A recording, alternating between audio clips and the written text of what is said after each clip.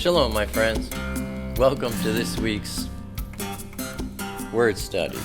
A little bit different. We're going to talk about Halloween. Gee whiz, Halloween. You know, when I was a kid, we had 6 kids in my house, and Halloween came around. If you didn't go out trick-or-treating, you were nuts. It was free candy. I mean, all we knew was, you dress up, some kind of a costume, and I always favored dressing up as a hobo because it was easy. Didn't have money to go buy costumes. But you go out with a pillowcase and fill it up with candy, come home, dump it out, go back and load it up again. I mean, we had so much candy in our house, it was ridiculous. Little did we know. We knew nothing about this crazy holiday. It just looked like fun for kids. And I imagine there's a lot of people out there today who feel the same way. I hope they watch this. By the end of this video, they'll feel differently. The word Halloween comes from medieval England's All Hallows Eve. In the Old English, hallow meant saint. However, many of these customs predate Christianity, going back instead to Celtic practices associated with November 1st, the beginning of winter, and the Celtic New Year. Witches and other evil spirits were believed to roam the earth on this evening, playing tricks on human beings to mark the season of diminishing sunlight. Diminishing light, celebrating darkness. Bonfires were lit. Offerings were made of dainty foods and sweets, and people would disguise themselves as one of the roaming spirits to avoid demonic persecution. October 31st was the eve of the new year in both Celtic and Anglo-Saxon times, and was the occasion for one of the ancient fire festivals when huge bonfires were set on hilltops to frighten away evil spirits. The date was connected with the return of herds from pasture, and when laws and land tenures were renewed. The souls of the dead were supposed to revisit their homes on October 31st, and the autumn festival acquired sinister significance with ghosts, witches, hobgoblins, black cats, fairies, and demons of all kinds said to be roaming about. It was the time to placate the supernatural powers controlling the processes of nature, and, in addition, Halloween was thought to be the most favorable time for divinations concerning marriage, luck, health, and death. It was the only day on which the help of the devil was invoked. Many of the ancient peoples of Europe marked the end of the harvest season and the beginning of winter by celebrating a holiday in late autumn. The most important of these holidays to influence later Halloween customs was Samhain. Looks like Samhain. The god of death, pronounced Samhain, or Samhain, a holiday observed by the ancient Celts, a tribal people who inhabited most of Western and Central Europe in the first millennium BC. Among the Celts, Samhain marked the end of one year and the beginning of the next. It was one of 4 Celtic holidays linked to important transitions in the annual cycle of seasons. Samhain began at sundown on October 31st and extended into the following day. According to the Celtic pagan religion known as Druidism, the spirits of those who had died in the preceding year roamed the earth on Samhain evening. The Celts sought to ward off these spirits with offerings of food and drink, and they also built bonfires at sacred hilltop sites and performed rituals, often involving human and animal sacrifices to honor Druid deities. Does all that sound like something we should be imitating? And do we really want our children dressing up like witches and demons, roaming about the streets and demanding offerings from strangers, imitating the abominations mentioned in Deuteronomy chapter 18, verses 10 through 12? Verse 10, "Let no one be found among you who makes his son or daughter pass through the fire," referring to sacrifice. "One who uses divination and fortune telling, or a user of magic, or one who practices witchcraft, or one who interprets omens, or a sorcerer." Verse 11, "Or one who casts a charm or spell, or a medium, or a spiritist, or a necromancer," that is, one who calls up the dead. Verse 12, "For whoever does these things is an abomination, utterly repulsive to Yahweh. And because of these abominations, these detestable practices, Yahweh, your Elohim, drives them out before you." Now, by the end of the 1st century AD, Romans blended local Samhain customs with their own pagan harvest festival honoring Pomona, the goddess of fruit trees. And some scholars suggest that the game of bobbing for apples is derived from this pagan harvest festival honoring Pomona. Samhain was abandoned only when the local people converted to Christianity during the Middle Ages, a period that lasted from the 5th to the 15th century. And the Roman Catholic Church often incorporated modified versions of older religious traditions in the interest of winning converts.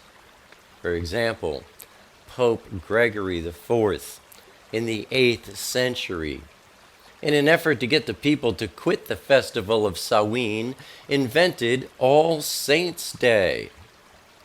Over the years, the evening before All Saints' Day became known as All Hallows' Eve, All Hallowed Eve, All Hallow Even, and finally, Halloween.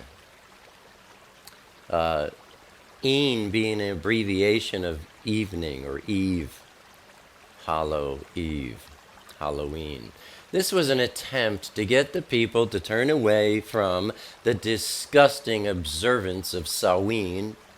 All Saints' Day was intended to honor the martyrs of the Roman persecutions, but it didn't work.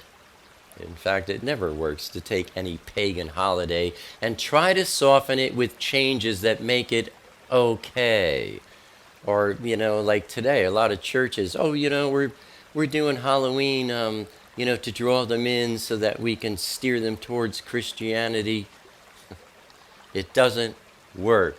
What is Kodesh and what is profane cannot mix. Druid priests used to go from house to house, demanding all sorts of foods to offer to Samhain. If the village people would not give them the foods, they would speak a curse over the home. History claims then that someone in the family would die within a year. Does the Halloween catchphrase trick or treat ring a different bell for you now? And when the Druids were going house to house seeking food for Samhain, they would carry a large turnip that had been hollowed out. A face was usually carved on one side and a candle placed inside to provide light as they walked from house to house. The Druids believed a spirit inhabited the turnips and helped the Druids carry out their curses and spells. The name of the spirit eventually became Jock. Does the Halloween catchphrase, Jack-o'-lantern, ring a different bell for you now? It's no longer turnips, now it's pumpkins, but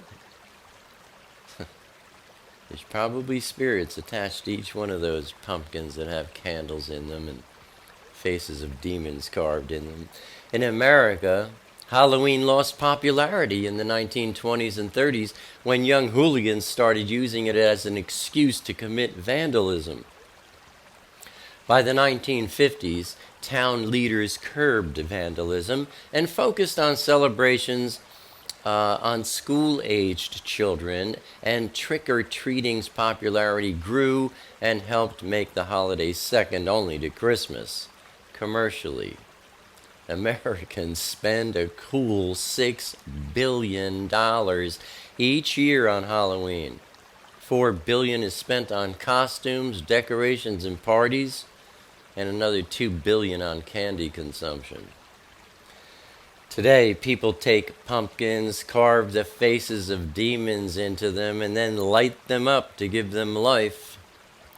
At Halloween, there will be apple bobbing, divination, fortune-telling, haunted houses, candles lit, and spirits called up. There will be seances and Ouija boards in the name of fun and excitement.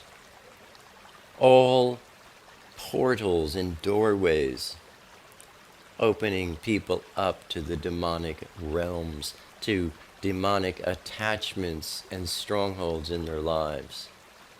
There will be sacrifices of dogs, cats, rats, chickens, goats, and even humans.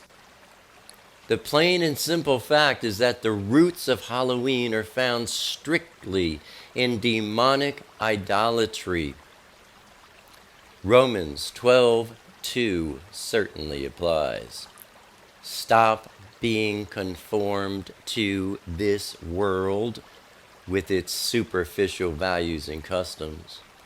Rather, be transformed and progressively changed as you mature spiritually by the renewing of your mind, focusing on Elohim's values and ethics, so that you may prove for yourself what the will of Elohim is, that which is good and well-pleasing and acceptable, and what is the perfect desire of Elohim in his plan and purpose for you.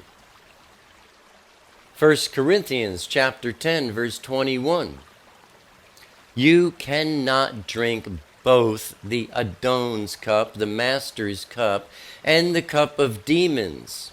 You cannot share in both the Adon's table, the master's table, Elohim's table, and the table of demons, thereby becoming partners with them. Whenever, as lighthearted, as innocent as you might think it is, whenever you make agreements, whenever you join in on these things, you're making agreements. You are becoming partners with the forces behind them. As for me and my house, we will worship Yahweh. My partnership is with him. I will not partnership with things like Halloween. Halloween's the highest holy day of all the satanic holy days. And thanks to the Catholic Church, this satanic ritual is being practiced in many churches. if you attend a church that practices Halloween, don't ever go back. You are not receiving anything of Elohim in that place. This so-called holiday is an abomination to Abba Father Yahweh, and as his Kodeshim, as his dedicated ones, we should take a firm stance against it. And that's our study for this week, my friends. As always, I hope and I pray that this information about Halloween is a beracha to you and yours. Abba willing, I'll see you here again next week. And until then, shalom, my friends.